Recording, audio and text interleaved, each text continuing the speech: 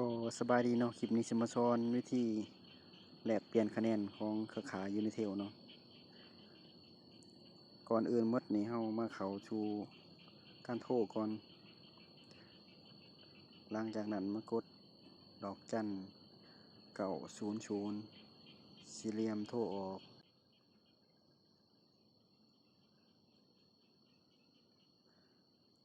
หลังจากนั้นเฮามากดค้นหาเนาะกดเพื่ออยากรู้คะแนนของเฮามีเท่าใดกด1กดส่งไปเลย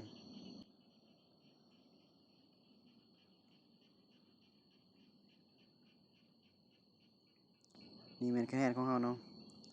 6,000 คะแนนสามารถแลกได้จากแพ็กเกจเฮามากวด2เนาะกดออกไปก่อน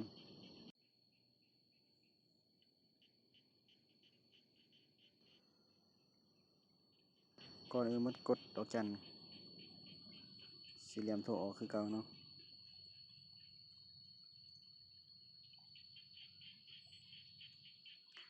มาวันนี้มาเข้าขั้นตอนที่2เนาะเข้าวิธีแลกเปลี่ยนคะแนนเนาะกด2แล้วก็กดส่งออก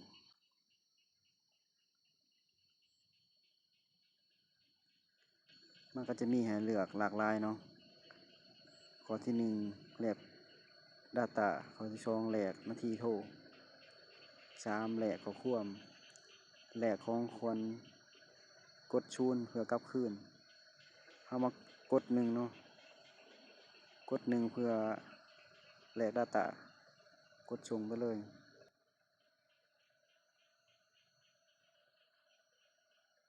มันก็จะมีให้เลือกเนาะตามที่คะแนนเฮามีข้อที่1นี่200เมก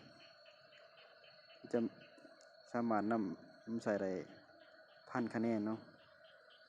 ข้อที่2นี่1,000 เมกเท่ากับ5,000 คะแนนบัดนี้เฮามี 6,000 เฮาจะมาแลกเอาข้อ2เนาะ1,000 เมก5,000 คะแนนกดเข้าไปเลย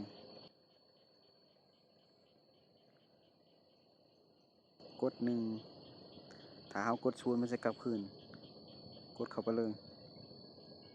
ก็เป็นการสำเร็จในการแลกเปลี่ยนคะแนนเนาะหน้าตาของเราจะมี1,000 เมกะไบต์เนาะคลิปนี้ก็จบเพียงเท่านี้เนาะ